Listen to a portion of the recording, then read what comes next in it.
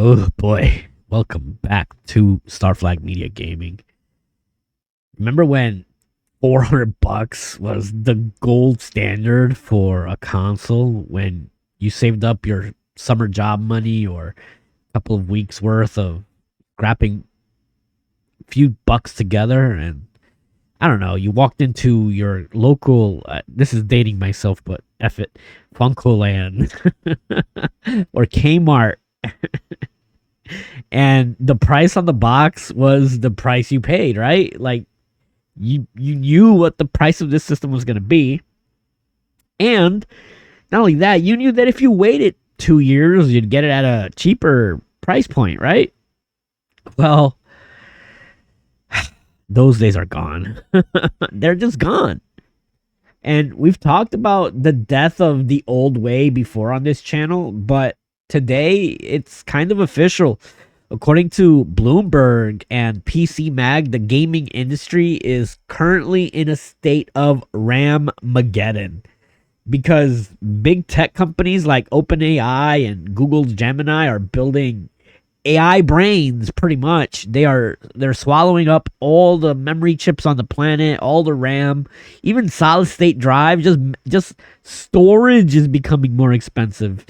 And the fallout is brutal. The Switch 2 is looking at a possible price hike in the near future. The PlayStation 6 has been delayed as far as 2029, according to Bloomberg. And of course, Valve's hardware dreams for the Steam machine are turning into $1,000 nightmare. The more that they hold off and the more that they delay it, unfortunately, it seems like prices are going up.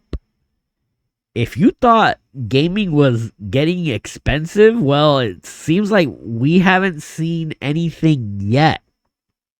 And we should start with Nintendo, right? Because they're kind of the last bastion of console makers who hasn't really risen the price, and probably because they stockpiled a whole bunch of Switch 2s prior to the launch. But guys, it seems like when the Switch 2 launched mid 2025 at $450, it was a massive hit. It's currently the fastest selling console in that company's history. But now Nintendo is paying the same success tax that Valve paid with the Steam Deck. You know what I mean? So Bloomberg reports that Nintendo is paying 41% more for the 12 gigabytes of internal RAM in every single unit compared to last year. Now, President Furukawa is usually the king of no comments, right? But even him, when they pressed him a little bit, he admitted that the market is, quote, volatile. Now, think about that, right? Usually, as a console gets older, like I said earlier, it gets cheaper to make. And that's how we used to get slim models or Switch Lights and price cuts, right? But in 2026, it seems like Nintendo, Sony, Microsoft, they're considering raising the price of their consoles after it's already been on the market. We already seen it from Microsoft and PlayStation worldwide. We're hearing that $449 system may go up to $499. They didn't raise prices because of tariffs. This is not political. This seems like it's just they're paying the same AI tax that everybody else is paying. Because the AI suits, they want RAM. I mean, that's what it is. Nintendo is kind of like the Disney of gaming, and even they can't pretend that this isn't becoming a hardware crisis. And frankly, it really truly is. Now, let's look at Sony, right? For 30 years, we've lived by a 6 to 7 year cycle. You buy a console, you get 5 to 7 years out of it, and then the next one comes out and you move on, right? That's been Sony's way. Hell, that's been Nintendo's way. Everybody. That's gaming's way. Well, the Sony was reportedly aiming for that 2027 PlayStation 6 release, because that would put it right in that wheelhouse, that 5 to 7 years.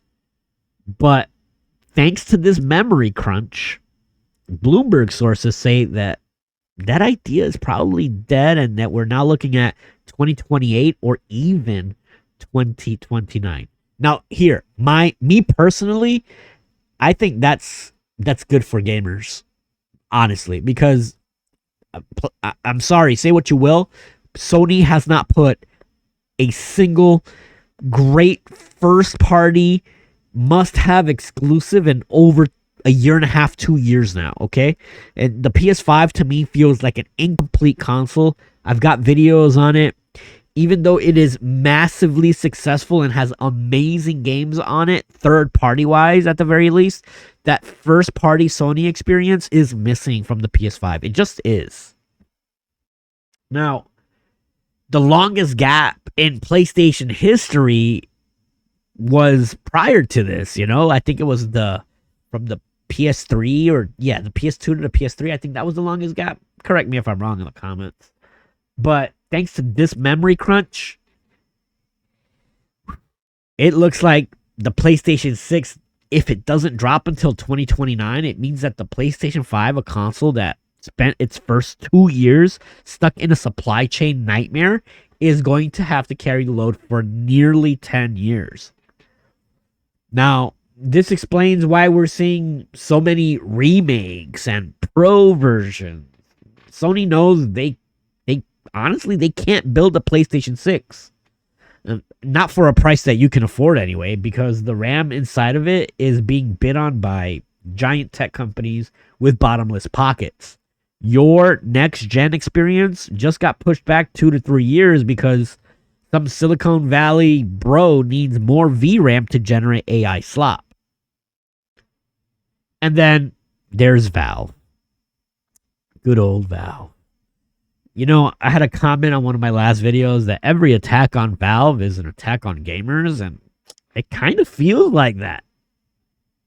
You know, when Valve dropped the Steam Deck, a PC handheld, for lack of a better term, I mean, it pretty much is, right? It was an affordable handheld hero. It was a great deal, in my opinion.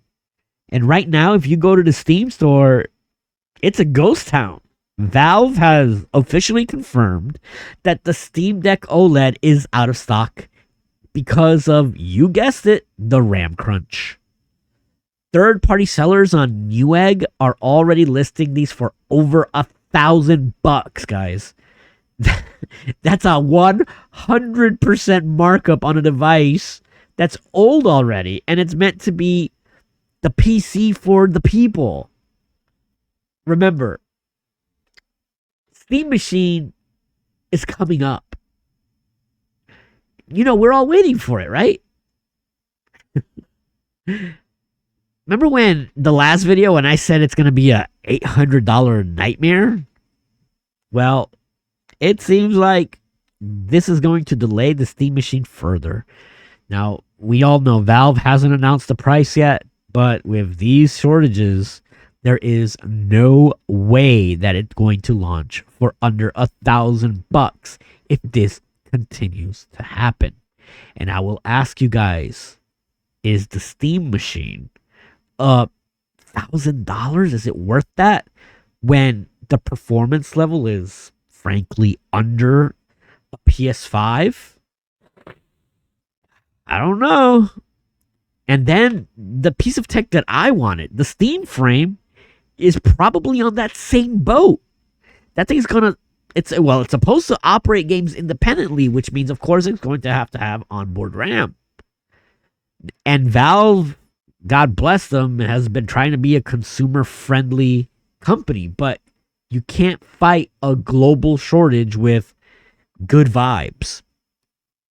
So, why is this happening? Well, it's simple. Hyperscalers.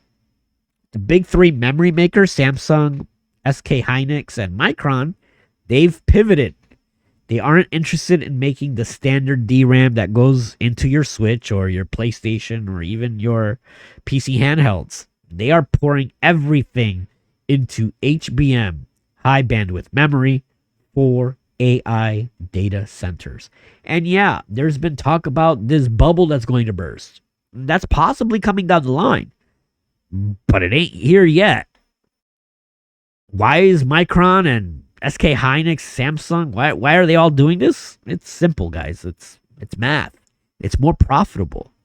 Why would they sell it to a gamer for $50 and a margin that's super slim when you can sell to OpenAI for a $5,000 margin? You know what I mean? For the same thing. Lenovo's CEO says that structural imbalance isn't just a blip, that it's a shift. We are now in an era where the hobby that you and I love is being cannibalized by the next big thing. Every time an AI company disrupts an industry, they are doing it using the chips that were supposed to be in your next Xbox, your next Nintendo system, your next PlayStation, and yes, the Steam machine. So, if you've been waiting for a price drop on the Switch 2 or the PlayStation 5, stop, because it ain't coming. We are living through a reversal of everything we knew about gaming, where now your hardware becomes more expensive as it gets older. Consoles are taking longer to arrive, and the budget options are being scalped into the thousands. This is why I keep saying that we need to value the games we actually have. The games that don't require these $10 upgrade pack tax or a 2029 release date for it to be good. But I'll ask you, are you willing to pay $500 for a Switch 2? And guys, that still puts it amongst the cheapest options out there for gaming. Is that the line? And does a PlayStation 6 in 2029 make the PS5 Pro a must buy, or just another expensive band-aid for a few more frames? Let's talk about what this RAMmageddon is in the comment. As always, you guys know this channel is news for gamers who grew up when hardware actually moved forward without shortage excuses and games were actually games when they launched. Thank you guys for joining me here at Starflagmedia Gaming. Please leave a comment, subscribe if you haven't already, and I will see you in the next video. Peace.